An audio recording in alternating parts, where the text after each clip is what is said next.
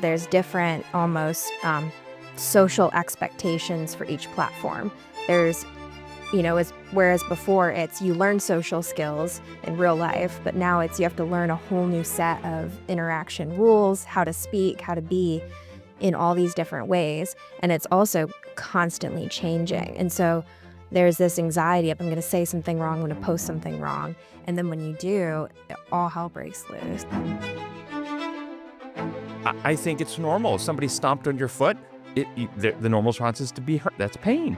If normal response is to be emotionally hurt. That's okay to have the emotional hurt. But how do you then process that in a way that you don't collapse, that you come out of that with some strength, some resilience to be able to handle that moving forward? Hello, and welcome to Design for More, sponsored by Come and Reason Ministries and Honey Lake Clinic.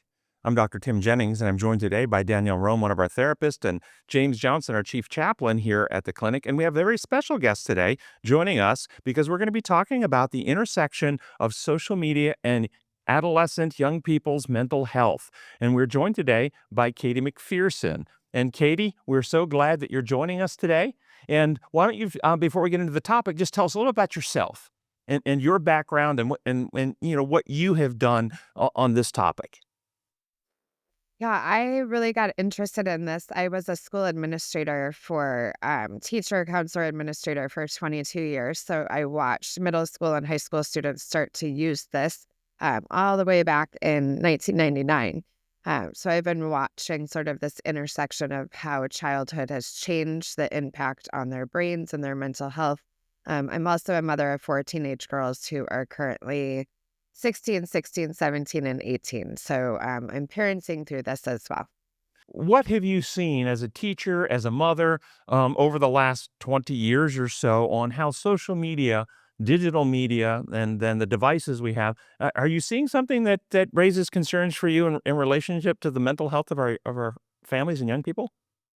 Absolutely. I mean, I remember vividly like 2007 through 2016 was really when I just saw such a marked difference in my students, the anxiety, the depression. I remember students walking into my office in 2012 with cuts on their arms, and I was like, what is going on? What is this? It was self-harm wasn't something I had been trained in. It wasn't something teachers had seen before. That has escalated. That is just sort of the norm now. And just this overall sense of like having to keep up with each other, the comparison to each other, the need to have followers and likes and validation from this outside source. And, as a mom watching my girls go through things that are typical in in-person interactions, but like being excluded from, I wasn't invited to that party. And then there's a photo on Instagram or a boy I like was speaking to me, and now I see him in a photo on Instagram at the ice cream store with another girl. Like these things that maybe parents don't think too much about when they think about this topic, but the impact that it has on these tiny hearts and brains. As you're describing this, I'm already hearing two different potential paths we want to explore. One is the impact of the content that they're seeing on their sense of self, their social value and worth. It sounds like you're describing that what they're seeing, not getting invited, and et cetera, is having a negative impact on how they are being reinforced positively or negatively in their perceived social world rather than the objective real social world. That's one. And then as we unpack this, maybe also talk, is there a neurobiological consequence? Is something happening to their brains differently? Are their brains learning to process information differently because of these media and so forth? What are your thoughts about those two pathways? Yeah, I mean the dependency that they have on that validation shapes their day, shapes minute to minute. Our schools are allowing these devices during the school day, specifically at the high school. They're starting to mitigate that K through 8, but the high school principals and superintendents and districts, I speak to them often about why are we allowing this during the school day? It's And directly what do they tell you when you ask them? What is the answer they give back as to why they're allowing it? They're afraid of parents. They're afraid that parents will go ballistic. They're afraid that parents will say, what if there's a school shooting? And so it's just easier to allow it and hope for the best. And then, so what do you tell either the parents or the schools as to why they shouldn't allow it? I really point to data. I love data. Well, share some of the data with us. Yeah. So, when I'm having this conversation with upper leadership, it's about, I would like you to pull out your discipline referrals, your attendance data, your academic data, who's doing well, who's not doing well, and the number of visits to your nurse. Because a lot of kids go to the nurse for stomach and headaches because of something that they got on their phone, a notification, a text, a direct message. When we look at discipline referrals, almost 95% of the time, there's some tie to social media or a text, some sort of electronic communication that started a conflict or cyberbullying or predation or vaping and trading drugs and alcohol in the bathroom at the school. Like, it is nonstop madness. And so when they start to pull that out and they talk to colleagues who have put these devices away for the day, it's a non-starter conversation. Like, you can tell that if you would just put these away for the day, you want to have kids have them before and after school in their backpacks in the off position. When we put these away, kids do better, they feel better, academic engagement goes up, discipline goes down. Everybody, and teachers who are trying to manage this stuff, these poor teachers. So as you're describing that, is that correlation or causation? I think both. I I mean, think both. what I mean by correlation is two things can happen at the same time. Doesn't mean they're actually one is causing the other. I think that you've got me on board. I believe it's causation, but is there data that actually shows that these devices are actually causing these problems? I think, two books that I would point listeners to, Dr. Jean Twenge, the book iGen, which is a little bit an older release, but then Dr. Jonathan Haidt out of NYU just released The Anxious Generation, and he has a bunch of data that's very current around students that spend at least 2 hours on social media. That's sort of the sweet spot where we start to see the decline in mental health and some of the things that we've already discussed. Okay, so what do you see the other aspects of the social media that are the problem that you see as, for instance, the uh, the networks of their relationships, like, and I'm really not up to what kids are into these days. I'm not of that generation.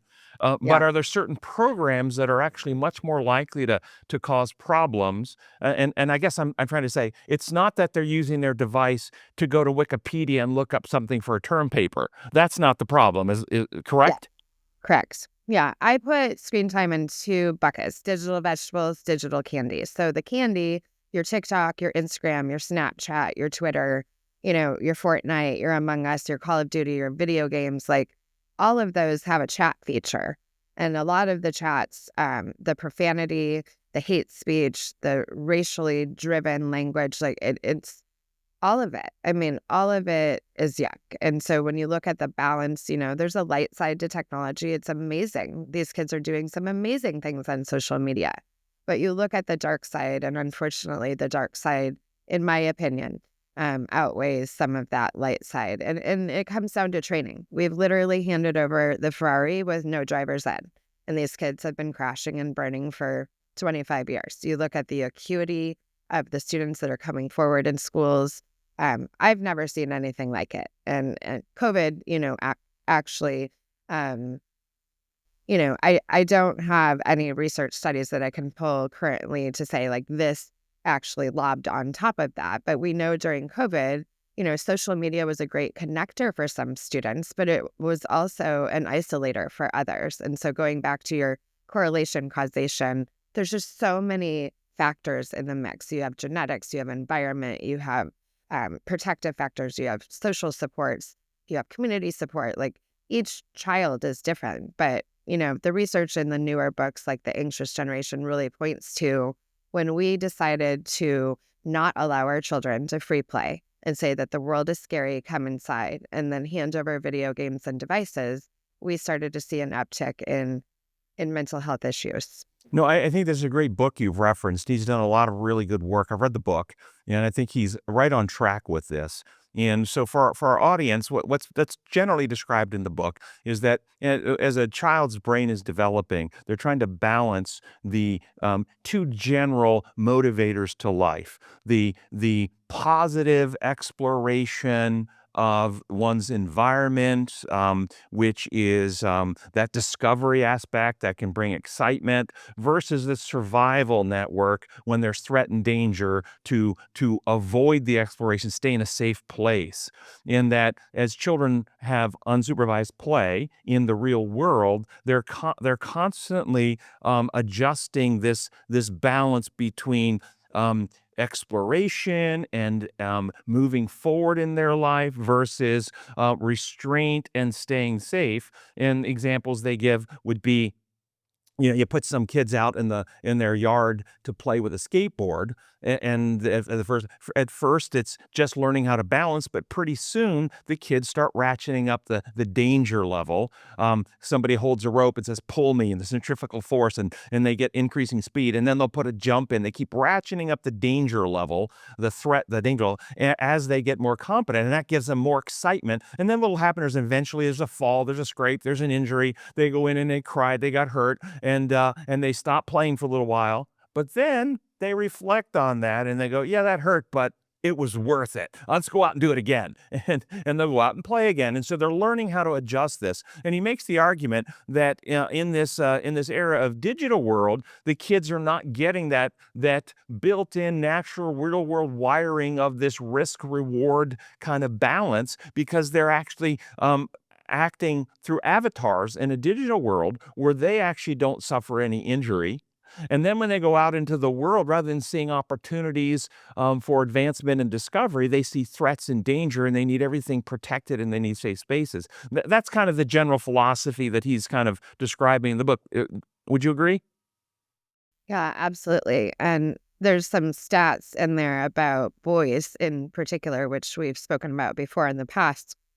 Just the risk taking that's not going on. He had some stat in there that, broken bones have gone down 60% for boys 10 and under. And certainly we don't want kids breaking bones, but the risks that they're not taking by not playing and having those interactions that you're having, that mirroring of each other, and, going back to the phones at lunchtime. The last place I want a kid at lunchtime is on a phone. I want them socializing and looking at each other and building vocabulary and learning how to self-advocate if they're being excluded at the lunch table. The high school principals will say, well, we're going to allow the phones not during class time, but during passing period and lunch. Those are the times that I want kids being kids and learning how to interact with each other. Yeah. Do you guys have any questions or thoughts about this? Well, as a father of teenage girls as well, thank you for sharing this. I'm grateful for the insights. And one of the things that we have not done is we have not allowed our girls to have social media accounts yet, but they want them. Their friends have them, and we've talked about some of these dangers. But one of the things that I am really nervous about is this idea of self-image. The way they see themselves compared to other people. And as a person who knows this realm and who's available, what tips would you give for parents like me as their children do begin to enter this digital space? Harvard's done a lot of studies showing that excessive social media use has a negative impact on body image and self-value. What are some of the things that contribute to that in your perspective, as far as as our children start to engage in that, so we can create some protective factors? Yeah, I think the best thing is to do it with them, meaning if you're going to give it, you have to know it backwards and forwards. I hear all the time from parents like, well, I don't really understand Snapchat. They want it. They're, pecking at me like a hen. They have to have it. And I just gave it because I didn't understand it. And now I hear it's horrible. We can no longer use that excuse. We have all of the data. We have all of the science. So doing it together, I always tell people to think of your child at age 18. And what does it look like between 9 and 18, and teaching them how to use these digital tools. And so if and when you give social media, whether it's 15, 16, 17, 18, and the recommendation from the CDC, the Surgeon General, and Dr. Haidt is 16. So what does it look like between, let's say, 14 and 18 when we're doing this together? If you're going to have one social media platform, I would absolutely not recommend Snapchat for any person on the planet. I think it is the worst platform ever. It has so much yuck on it. And not to say that TikTok and Instagram don't. Every single platform allows all of the yuck, the nudity, the fentanyl, the racial slurs. Like, it is every platform. You can find that on Pinterest if you really wanted to. And so really being intentional about how are we going to do this in incremental baby steps? If I'm going to give this, how am I going to monitor and supervise? My day job is with Bark. Bark is an AI app that monitors and supervises these platforms. There's a reason Snapchat doesn't let Bark or any other app in, because they don't want it to be supervised. And so really knowing what you're handing over. There's a wonderful website called protectyoungeyes.com that I point every person to, because he has such great content. It's a faith-based platform. If you want to know anything like how to lock down YouTube settings, what is Snapchat, what is Instagram, having these resources at your fingertips is so important. Well, another thing that I am finding as I'm getting older is the language, is changing, and that's just every generation, I guess. But as I hear my girls talk about things, I have to always say, "What does that mean? What does that mean?" And my oldest daughter mentioned something the other day called doom scrolling, and so I had to learn about that. What is that? How does that impact the mind? I guess if you could give us some explanation. I don't even know what that is. That's why I was curious to see how, if she would, could give us some know what that is? insight. Yes. Okay, so obviously yeah. So what is that? What does that do? What is it? So I did experience my teenage years with technology. So I have some insights from experience as well of how it progressively has gotten worse. So thankfully well, I guess first I'll comment on doom scrolling. What is it? Doom scrolling is I will say I love the humor of the generation that's on technology. I think it's so funny. But basically it's just when you get in this like totally zoned out, you're not even present of time, what's around you, anything. You're just scrolling and not even conscious of what you're seeing, how long you've been on there. And it's called doom scrolling because you're like going down this And you're just scrolling every, through like different videos or different content. yep. And everyone knows it's bad. Like, I've never heard of someone knowing that it's good, but it's similar to people joking about, oh yeah, this bad habit, ha ha ha. It's not that bad, but we all know it's not the best. That's what I've seen and heard. I don't know if that aligns with what you've seen, but Yeah, absolutely. I mean, with the algorithms and the reels, reels, every platform now has reels where you can just watch one video after the other. And it's like YouTube, it just is scrolling, scrolling, scrolling. And so, if you are watching something like yoga, you're going to be fed yoga videos. If you are watching something like recipes, you are going to be fed recipes. But if you're watching how to cut yourself, you're going to be fed that kind of content. And that's where these kids really go down a rabbit hole that is just so dangerous. And so I don't even have a word for it. It's just awful. It's very dark. Something that maybe our parents in the audience may like to know. I saw a study recently where they evaluated 15-year-olds from 100, I think it was 124 countries. So this is worldwide, and the point of that is it's not cultural, it's neurobiological, because the findings were consistent in all 24 countries. And they had them read a paragraph or two of material and then tested them on whether they could tell the difference between facts and opinion. And in the study of 15-year-olds, only 7% could tell the difference between facts and opinion. 93% could not differentiate between fact and opinion. And that parents need to understand what they're letting their kids be exposed to, because, as you know, much of the content, whether it is just a demonstration or declaration, opinion, lots of opinion in social media, but that opinion is not differentiated by 15-year-old brains. by and large. And so they accept that as the way the world is, the way reality is. And then that becomes very damaging, because as we internalize things into our belief system, it formulates, it actually changes our neurobiology and affects our moods, affects the filters on how we filter information and life events. And thus, I think there is a direct linkage between what kids are taking in content-wise and what you're seeing in the schools with their disrupted behaviors and inability to stabilize their moods and so forth. I see it too during certain times, like during the election. I mean, you talk to teachers in areas like ours that have flipped from one party to the other. And you have students who are in high school who have opinions and are taking in the information that you're talking about and can't discern between fact and opinion. And those conversations are happening in the classroom, they're happening in the hallways, they're happening in the locker room, they're happening at the lunch table. And teachers are not trained, and even administrators are not trained to be able to contain sort of that intensity and energy behind certain topics. I live in a border state. We're 4 hours from the border. There are children in our schools that are terrified that ICE is going to come get them and round them up. Our teachers and administrators are not trained to have these conversations about how to calm down a conversation between perhaps a student that thinks they should be deported and a student that might be deported. And so like these topics that they're watching with the intensity and energy behind them, it's very, very difficult for our educators to manage, and even for our parents as well. Interesting. Um, back to the developing sense of self. In the schools where they're allowing them to use their devices, is it only the external content from these platforms that are the problem? Or in the schools, are they developing social networks where in real time they're, when I was in school, we didn't have any of this stuff, but you had your cliques.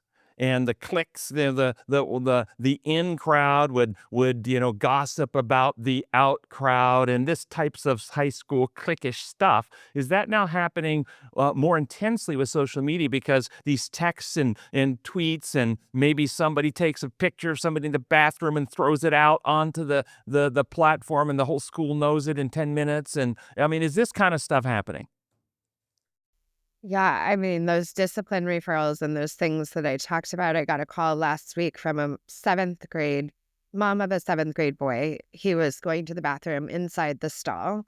Somebody was in the second stall next to him, went over the stall with their phone, put the phone over him, and took a video of him going to the bathroom, and then shared it during the school day on Snapchat.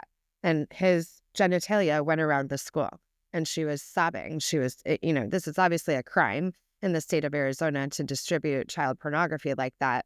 But what do you do? What do you do as a seventh grade boy and your genitalia has gone around the entire school? You walk out of the bathroom and everyone is making fun of you. I mean, it's outrageous. Yeah. When I was in high school, it was more in the gym class, and somebody's on the pull-up bar, and somebody yanks their pants down, and they drop and pull them up real fast. That happened in high school Yeah. occasionally. Okay. Yeah. That stuff happens still. Yeah, but that is like 2 seconds, and it's up and it's done, and the whole school didn't get to see it. It seems to me much more potentially devastating to the developing self, where the sense of humiliation and the sense of embarrassment is happening, and then the bullying. So that story, I'm imagining a lot of the girls probably have the in click and the out click, and then they probably do this type of thing, not necessarily with bathroom video, but with other types of uncomplimentary images that they send. Is this happening? That's happening. And then just like a lower level friendship thing where they will go somewhere together and tag all of the people in the photo except for one person. So they call it, the technical term is sins of omission. So imagine 7 or 8 girls going to a party and everyone is tagged in the photo except for Katie. And so Katie is like, why wasn't I tagged in the photo? What Why does am I tagging mean? in the For photo? those of us who don't do this, what does it mean to tag? Yeah. I hear Um, that and I'm thinking they put yeah. their names in the picture. That's probably Yeah. not what it means. I'll let your other guest, since she's been through this as with life experience, I'll let her Danielle, describe. tell us, what's tagging? Yeah, basically. Is it putting their name in the Well, picture? okay, so I've been off social media for 4 years now, so I don't know what the most recent stuff is. I know on Facebook, it was like you would have someone's name linked over their face. I don't know how it is, like, on Instagram right now. Is it similarly Same. still? Yeah. Yeah. So it's Yeah. So, basically yeah. yeah, you're connecting the picture to other people's accounts So saying, all the "These are the people's people we're platforms, so here." they all can now network on that conversation about the picture, Yeah, but the but one person doesn't get that conversation on their feed? yeah, but then they see themselves in the picture, and they're thinking, "What did I do?" Mm. If is what I'm hearing. It's very insidious and Yeah, very purposeful. and And passive girls, aggressive, yeah. as you know, developmentally, like parents freak out, like, why is the friendship group treating my daughter this way? We did this when I was in middle school and high school. We had the in-out groups. We were friends one day and not the next. This push and pull back and forth, which is very developmentally typical. It's hurtful. But it's happened for decades and decades. But this electronic form of it is blatantly in your face, like you were there, but we're not including you. And so it's this extra layer of like poking and ostracization. Okay, so let's pause on this because I think this happens a lot. I think anybody that's on the platforms are vulnerable to this type of thing, especially in the adolescent and high school period. Um, Other than taking the device so they're not on an account, that's one way to protect. Thoughts amongst us, your daughter, this happens to. What are the interventions other than you can't be on the account?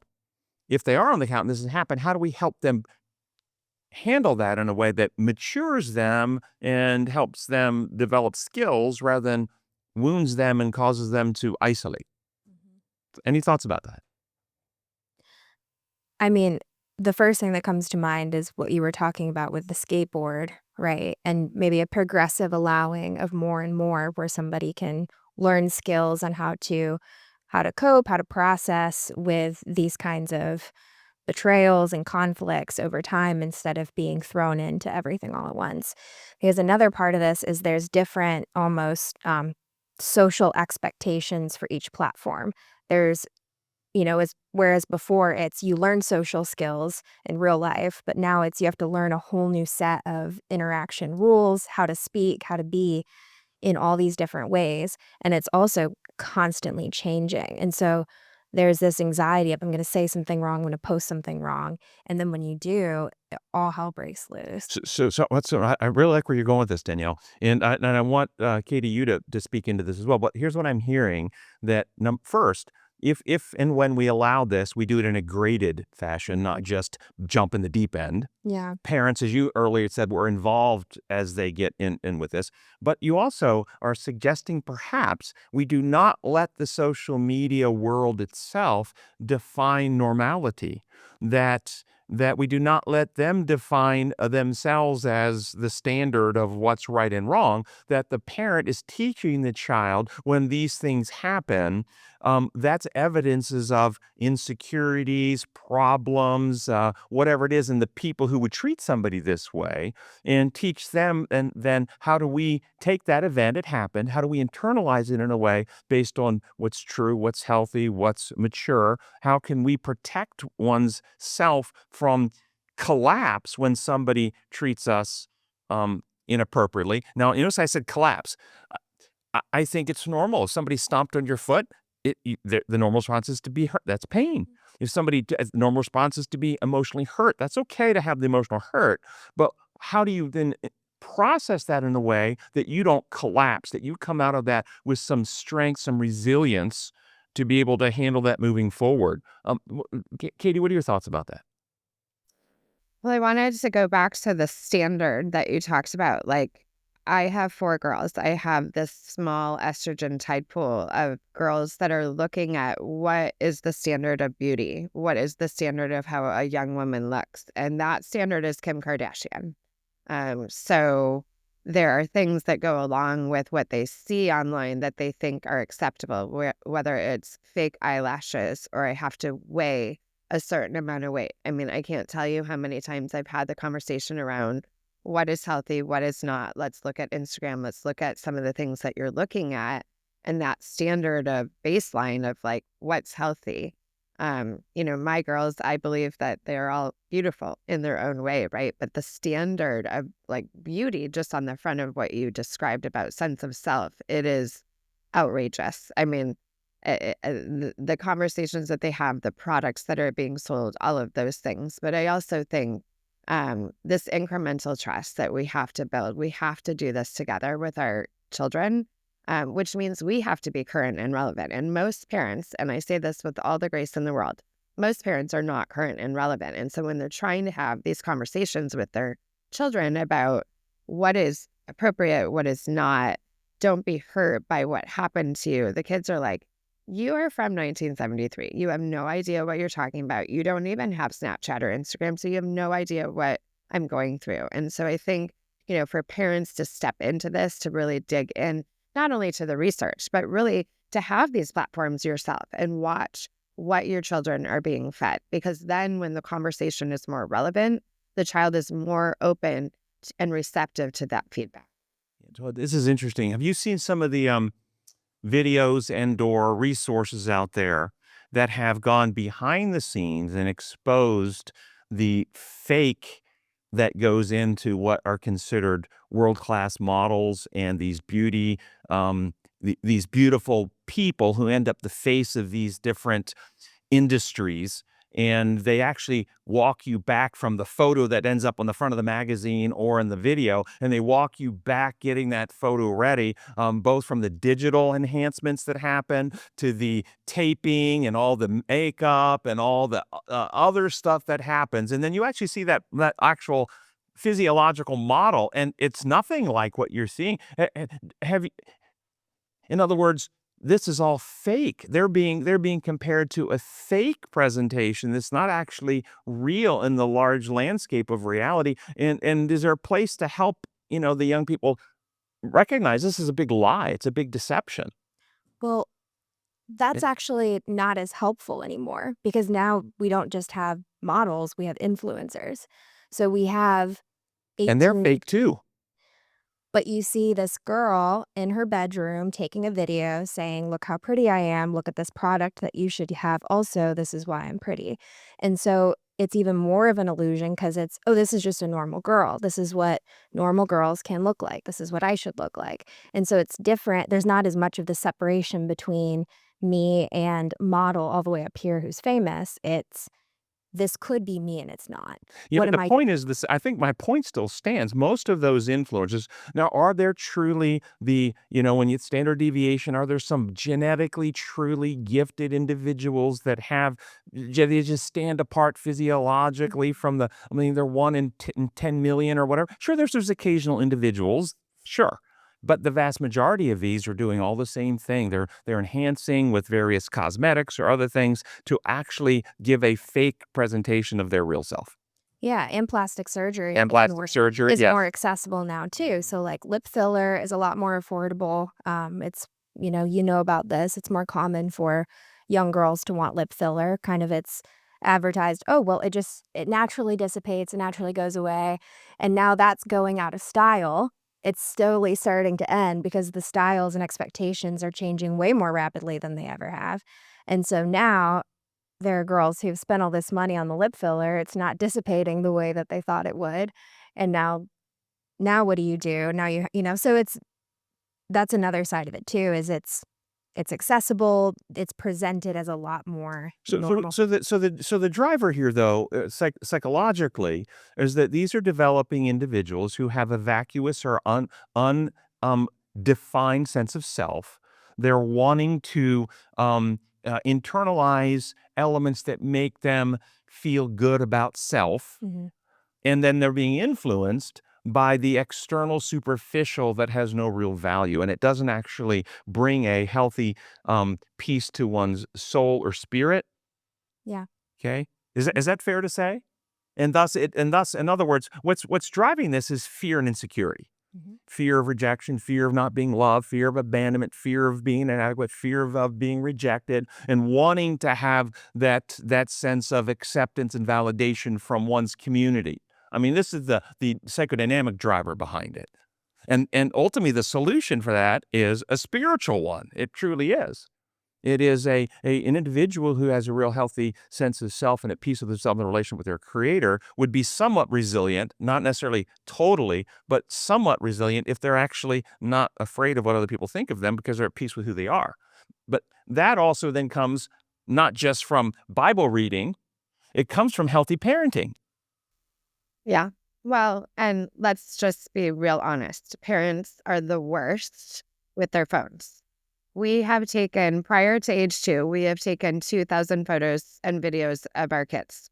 So I get calls all the time from mothers of 12-year-olds that just gave them a phone. And they're like, I think she's addicted to her phone. I can't get her off her phone. She keeps taking 75 duck face selfies and posting one. I don't understand it. And I'm like, well, let's talk about your behavior on your phone. Are you somebody who documents her every move and then posts it on Facebook to get validation yourself? And most of the time, the answer is yes. And so if we're really honest, this starts with us. The takeaway message for this generation is everywhere I go, my parents are going to document how awesome I am and then post it and get their own likes, validation, and comments. And so going back to the drivers psychologically, the attachment need of wanting to be seen, heard, and loved is not only a parental attachment need online, but also a child attachment need online. If you're not getting that attachment and attunement in your home, social media, pornography, video games is a great place to get seen, heard, and loved. And so I talk a lot in my keynote speeches about let's put the devices aside and this underbelly that we're talking about today. You know, what is driving kids to need this validation? They're watching parents do it. Moms is not often dads, but moms are the worst. And you know, when I say this and my audiences that heads are nodding, tears are coming down their face, they're like, holy cow, I created this. And so if a mother in your audience has that epiphany, where do they go from there? What is the solution? Yeah, I mean, my encouragement to them is if you are able to be honest with yourself about your own tech habits, perhaps we go to Disneyland and we take 2 photos with Mickey. And if Caden, your son, doesn't want to smile, we move on. And we have spent thousands of dollars to go to Disneyland to enjoy it. Put the phone away. Like we have lost our minds and our kids are watching our every move. When I speak to students, I usually speak like to students during the school day. And I'm like, I'm going to see your parents tonight. Is there anything you want me to tell them? All the hands go up and they're like, tell my dad to get off his laptop and Bitcoin and Candy Crush and tell my mom to get off Instagram. Interesting. Yeah. So in my opinion, it starts with us. And that is the title of my keynote is Parenting in a Tech World. It starts with us. So as an expert in this field, and you mentioned Bark earlier, grateful for that. We were able to use that software to get our girls slowly move. They're not quite to, 100% involvement yet, but it's that overwatch that it provides, things like that, barriers, and you can put, different safeguards in place for notifications. What are some of the best practices you found for, obviously getting off the devices, that's wonderful, but also some of us have requirements for jobs that we have to be connected to our phones. We have to be able to be on call. We have to be, how do we put safeguards in place in all of our lives as far as helping our children get involved, what we can do, but what technology is available for families and what are some of the best practices you found with that to find that happy medium? Because you can't go to one extreme and say, oh, we're never using our technology again because it's the world we live in, but we also don't want to go to the other extreme if that's where we live is constantly on our devices. So how do we find that middle ground? I think one of the things that I always recommend is having a central charging station in your home where all devices go. So there is that tech-free zone. I'm a big fan of not allowing kids to have their phones out in the car. Having at least one day a week, tech-free Tuesday, where nobody's on their phone. We're having conversations. We're driving to soccer practice, learning about each other, having that back and forth conversation. And I think the central charging station also allows the whole family to get really good sleep. So we use a router called Griffon, Gryphon, that allows our family to have zone 1, 2, and 3 goes off at 9:30 p.m. So the girls don't have access to Wi-Fi. All devices are on a central charging station. So the sleep factor, and we'll talk about this probably in another segment about the impact of sleep on mental health. That's a big, huge one for all of us. I mean, how many adults are sleeping with their phone next to them, wake up at 3 a.m. to go to the bathroom, and then you just start scrolling? And so it's not just a kid problem, That's but really a having thing? Yes. yeah, oh yeah, oh yeah, yeah. Having a central charging station and your router. Your router will do a lot of the work for you. You can put restrictions on it. You can, I like block that out. idea of the router a lot, where it Yeah, shuts down at it's certain a hours. good It's really But great. on your own phone, if you obviously our financial livelihoods are on our phone. And so going grayscale on your phone, the blue light will not come through on the grayscale as much. Danielle took social media off her phone. Like, not having things that are distracting on your phone is a great first step. It's difficult to do, but it's possible. Yeah, I guess it's easy for me since I never done it. So Yeah. no, I have a phone and I use it for telephone. I use it for my uh, airline app to get on my airline and things like this. And I also use it for books. I read books on there. And some texting. I don't even like to text. I won't. I rarely send a text from my phone. I will get them, but I will like to get to my computer to respond back because I can type. Yeah. And so I don't like to do it. But no, it's Yeah. but I have one other thought though. I was thinking about what you said a moment ago related to the kids saying about the parents, get off the phone. Well, I didn't grow up in an era, and so what and so this is kind of a question whether it really is the phone or whether it is parental engagement. Because I didn't grow up in an era where we had cell phones.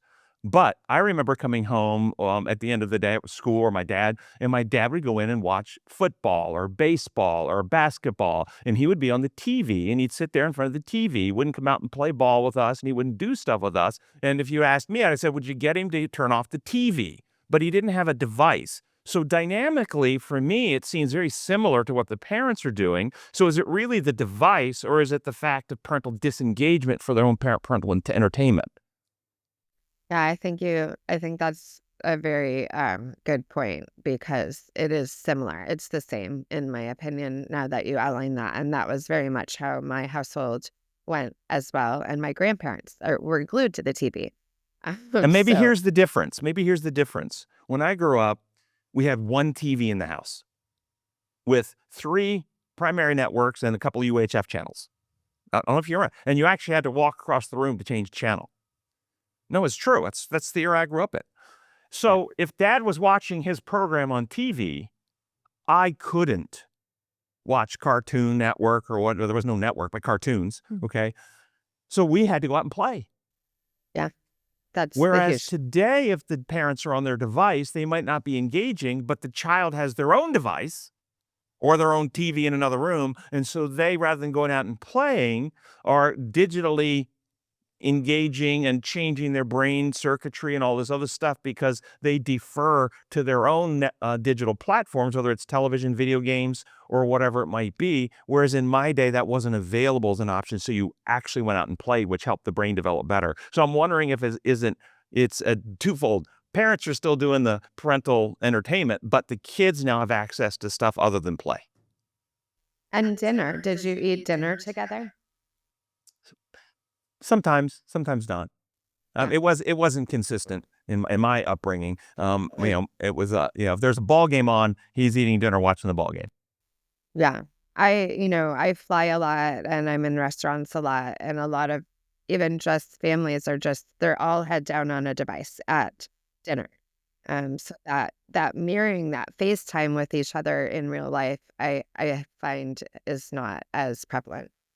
Any other thing on this topic you want to follow up on, or Well, one of the things that I'm curious from your professional perspective, one of the things I started noticing, I was in education years ago, but one of the things I started noticing was that students were no longer able to articulate well. Public speaking was a struggle. And one of the things that I have often wondered is it connected to the fact that, like, even I'm guilty of this. Don't call me, text me.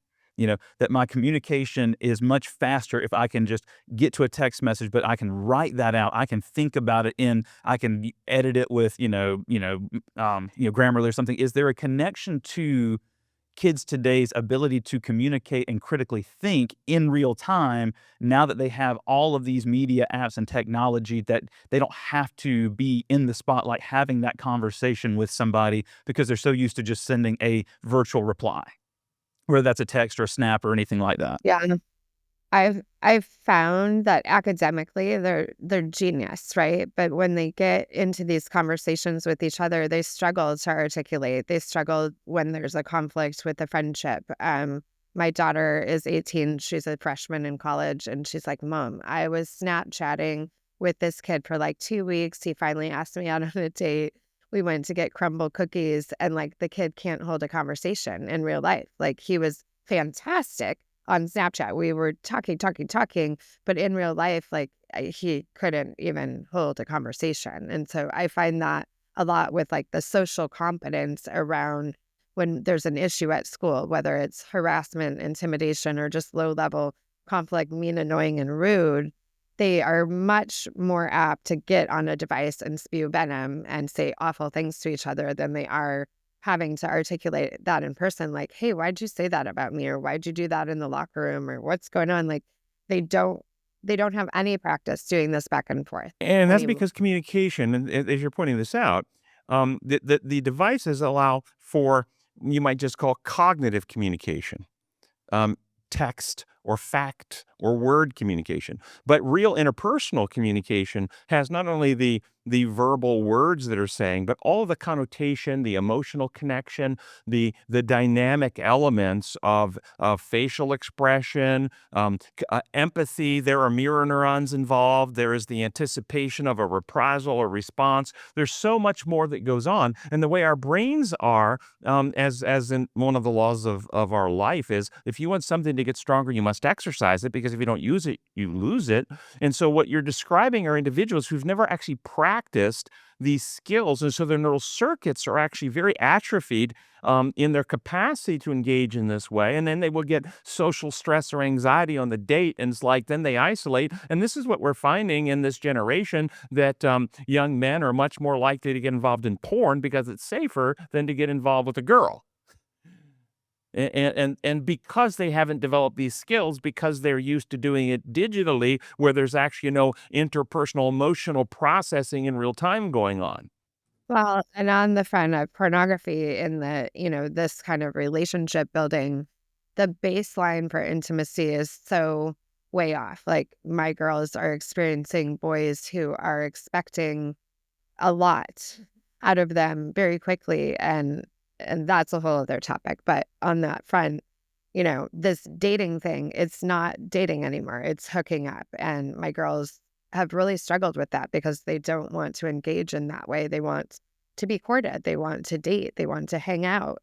My daughter, who's a college freshman, we went down for Parents Weekend, and I was like, I couldn't believe the kind of behavior that I saw just, across campus with how young men were talking about girls and sort of catcalling, and certainly not all of them, but I was paying very close attention to just the interactions in between them. And a lot of that is coming from the pornography, which is baked into apps like Snapchat, Instagram, and TikTok.